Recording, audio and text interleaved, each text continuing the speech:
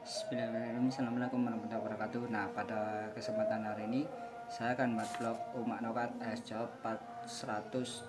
Nah, di part 107 ini saya akan tentang membahas ya tentang fakta yang terjadi di Liga Indonesia yang beberapa waktu lalu sempat ramai ya, antara Persib Bandung, Arema dan Bayangkara FC. Nah, di mana ketiga tim ini mempunyai poin sama pada klasmen Liga 1 musim 2021-2022 ini ya, dengan poin 37 poin. Nah, tatanannya seperti kok bisa Persib peringkat 1, kemudian Arema peringkat 2 dan Bayangkara peringkat 3 ini ada peraturan-peraturan yang bisa menempatkan ketiga tim ini berada di posisinya masing-masing. Nah, kali ini kita akan membahas tentang sejarahnya klasmen di olahraga sepak bola ya, dalam kompleks luasnya. Nah, kalau klasemen ini diterapkan pertama kali yaitu pada tahun 1981 di kompetisi Liga Inggris. Waktu itu namanya belum Premier League ya, tapi Championship ya, Division Championship ya, selaku kasta tertinggi sepak bola Indonesia di waktu itu. Nah, penempatan klasemen ini tujuannya supaya yang menang bisa memimpin ya, menjadi peringkat 1, lalu peringkat satunya ini juara. Nah, dikhususkan seperti itu. Nah, namun pada tahun 1981 ini poinnya ini ya, asal sejarah poinnya dulu itu poin untuk menang itu hanya 2, kemudian seri 1 kalah 1. Namun karena faktor alasan lebih menghargai hasil kemenangan ya dari suatu tim, maka waktu itu poin dari pertandingan menang ya, dalam artian ini suatu tim ini menang dalam satu pertandingan, maka poinnya ini dijadikan 3, karena kalau selisih 1 dan 3 ini kan agak panjang ya dibandingkan 1 selisih dengan 2. Nah, sehingga sampai detik ini di tahun 2022 ini di seluruh dunia bahkan ini kemenangan ini poinnya adalah 3, seri 1 dan kalah 0, dan ini sudah dibekukan selaku oleh FIFA ya, selaku organisasi sepak bola dunia, bahwa tatanan klasemen kemenangan itu ya menang 3, seri 1 dan kalah 0 lah. Beda ceritanya dengan minus ya, ada klasemen ya yang menyebabkan suatu tim ini mendapatkan poin minus, yaitu contohnya seperti mendapatkan sanksi. Nah, kalau poin minus ini insya Allah suatu saat saya akan membahas di vlog saya yang lain ya, karena kita akan lebih ke klasmennya. Nah, kemudian kalau ada klasemen ini kemudian ada selisih gol. Misalkan kalau contoh kasusnya kemarin ya, Persib ini kok bisa peringkat 1 dan Arema ini peringkat 2, karena memang kalau kita lihat dari selisih gol ini, Persib ini lebih unggul dalam produktivitas mencetak gol dibanding Arema, dan produktivitas kemasukan gol ya, ini lebih unggul Persib daripada Arema. Nah, kalau selisih gol sendiri ini sejarahnya yaitu dimulai pada tahun 1970 ketika Piala Dunia di Mexico City, di negara Meksiko ya. Waktu itu juaranya Brasil setelah di final mengalahkan Italia dengan skor 4-1. Nah, ini selisih gol ini mulai dihitung untuk mencari tim-tim yang lolos ke babak selanjutnya di Piala Dunia waktu itu. Kalau kita ketahui sejarahnya, Piala Dunia sebelum 1970 ini menggunakan sistem gugur. Jadi ada 32 tim ya, yang kalah ya enggak lolos ke babak selanjutnya. Jadi sistemnya ini ada 32 besar, 16 besar, 8 besar sampai final. Nah, baru di tahun 1970 ini ada penyisian grup dulu, kemudian ada perempat final, semifinal dan final. Bahkan peraturan ini sampai diterapkan sampai sekarang. Nah, terakhir ini di Piala Dunia Rusia juga format sistem turnamennya seperti itu. Nah, jadi klasmen dulu, penyisian grup. Ini satu grup ini posisinya ada 4 tim atau 4 negara ya, kemudian lolos ke babak 16 besar, kemudian babak 8 besar atau perempat final, kemudian semifinal dan final. Ada juga perebutan juara 3. Nah, kalau kita bicara selisih gol ini ada kasus contohnya di era divisi itu Liga Belanda di musim 2006-2007, di mana waktu itu PSV Eindhoven ya dan Ajax Amsterdam ini mempunyai poin sama di klasemen akhir era divisi musim 2006-2007. Waktu itu kedua tim ini sama-sama bermain 34 kali ya dalam satu kompetisi.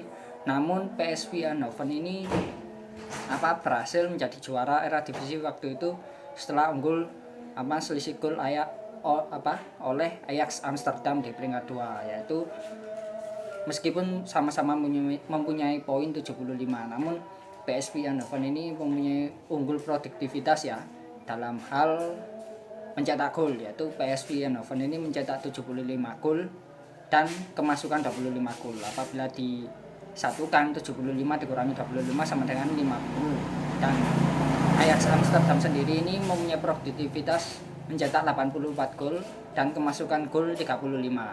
Jadi istilahnya 84 dikurangi 35 sama dengan 49, sehingga di akhir kompetisi ini PSV Eindhoven ini berhasil menjadi juara era divisi musim 2006-2007 dengan unggul produktivitas gol atas Ajax Amsterdam. Kemudian ada kasus lagi di musim 2010-2011 ya, ketika Manchester City untuk pertama kalinya menjadi juara Premier League ya di waktu itu setelah unggul selisih gol atas Manchester United atau rival sekotanya, di mana kedua tim baik Manchester City maupun Manchester United ini dalam satu kompetisi ini memainkan 38 pertandingan. Namun Manchester City ini mempunyai produktivitas unggul gol ya, di mana Manchester City ini mencetak 93 gol di waktu itu dan kemasukan 29 gol. Apabila dirincikan ini total menjadi 64 gol, sedangkan Manchester United ini mencetak 89 gol dan kemasukan 33 gol. Dan rataan golnya yaitu 56, dan kedua tim ini meskipun kedua tim ini mempunyai poin sama yaitu 89, karena memang Manchester City mempunyai produktivitas gol atas Manchester United yaitu 64 berbanding 56. Nah, kemudian ada satu liga ya di Eropa ini tidak menerapkan produktivitas gol, yaitu kompetisi La Liga atau Liga Spanyol. Nah, kita ingat waktu itu di musim 2007-2008, nah Real Madrid ini berhasil menjadi juara La Liga atau Liga Spanyol ya waktu itu setelah unggul head to head atas Barcelona. Nah, saya masih ingat betul musim ini ya, waktu itu masih ada zamannya David Beckham yang memperkuat Real Madrid, dan Barcelona ini diperkuat oleh Ronaldinho. Nah, Madrid dan Barcelona ini sama-sama bermain 38 poin. Namun Real Madrid ini produktivitas golnya lebih sedikit karena memang mencetak 66 gol dan kemasukan 40 gol. Sementara Barcelona ini mencetak 78 gol dan kemasukan 33 gol. Otomatis kalau diselisihkan ini total Real Madrid ini mencetak 26 gol dan Barcelona mencetak 45 gol, meskipun kedua tim ini mempunyai poin sama yaitu 76 poin. Dan kok bisa Real Madrid juara ya waktu itu ya? Karena memang Real Madrid dalam head to headnya melawan Barcelona ini di Santiago Bernabeu di kandangnya Real Madrid ini, Real Madrid unggul 4-1 atas Barcelona, dan di Nou Camp di kandangnya Barcelona ini Real Madrid juga unggul atas Barcelona dengan skor 0-1. Nah, sehingga secara agregat ini kalau diagregatkan yaitu skornya menjadi 5-1 atas keunggulan Real Madrid dari Barcelona. Nah, kalau kita bicara perhitungan gol tadi juga kita menyinggung agregat ya. Nah, kalau agregat ini di klasemen ini kalau misalkan sistemnya seperti La Liga tadi menggunakan sistem head to head, ini bisa menjadi acuan atau bisa menjadi hasil juga ya, penentuan siapa yang juara dan siapa yang menjadi runner up atau tidak juara lah istilahnya ya. Beda kasus kalau misalkan dengan turnamen AFF tahun 2020 kemarin yang baru saja selesai, yaitu Thailand ini unggul dengan skor 6-2 agregatnya. Di leg pertama ini Thailand unggul atas Indonesia dengan skor 4-0. Kemudian di leg kedua ini Indonesia berhasil menahan imbang Thailand dengan skor 2 sama, sehingga agregatnya menjadi 6-2 dan Thailand unggul atas Indonesia pada agregatnya. Dan ada contoh lagi kasus ya, di pertandingan Liga Champions tahun 2017 ya, pertandingan Barcelona melawan Paris Saint-Germain, PSG ini selesai dengan agregat 6-5, di mana PSG ini di leg pertama unggul 4-0, kemudian Barcelona ini unggul dengan agregat 6-1 dengan skor 6-1, sehingga agregat waktu itu menjadi 6-5 keunggulan Barcelona ya, otomatis lolos ke babak selanjutnya dan memenangkan pertandingan ini. Kemudian ada contoh kasus lagi, yaitu misalkan kalau skornya 1-1 atau agregat di pertandingan pertama unggul 1-0 tim A ya melawan tim B, kemudian di pertandingan kedua tim B ini unggul 0-1 atas tim A, sehingga babak perpanjangan waktu ini diadakan karena memang skornya waktu itu adalah 1-1. Nah, beda lagi kalau misalkan kasus ya, misalkan skornya ini di pertandingan pertama 1-1, kemudian di pertandingan kedua ini skornya 2 sama, total agregatnya adalah 3 sama, dan yang lolos atau yang melaju menang di pertandingan ini yaitu yang mencetak 2 gol di kandang lawan, dan ini adalah namanya format goal away.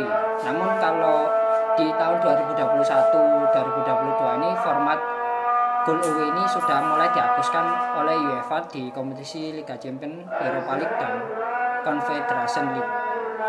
Seperti contoh kasusnya di semifinal Liga Champions tahun 2019 ketika Ajax Amsterdam melawan Tottenham Hotspur ini dengan hasil akhir agregat 3-3.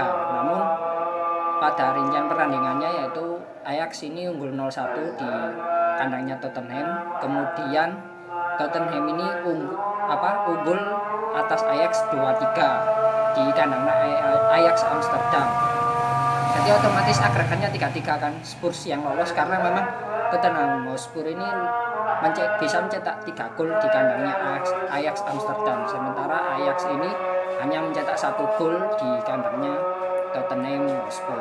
Nah, demikiannya vlog saya kali ini tentang sejarah klasmen dan data-datanya seperti selisih gol ataupun agregat. Nah, sampai jumpa di vlog saya selanjutnya. Assalamualaikum warahmatullahi wabarakatuh.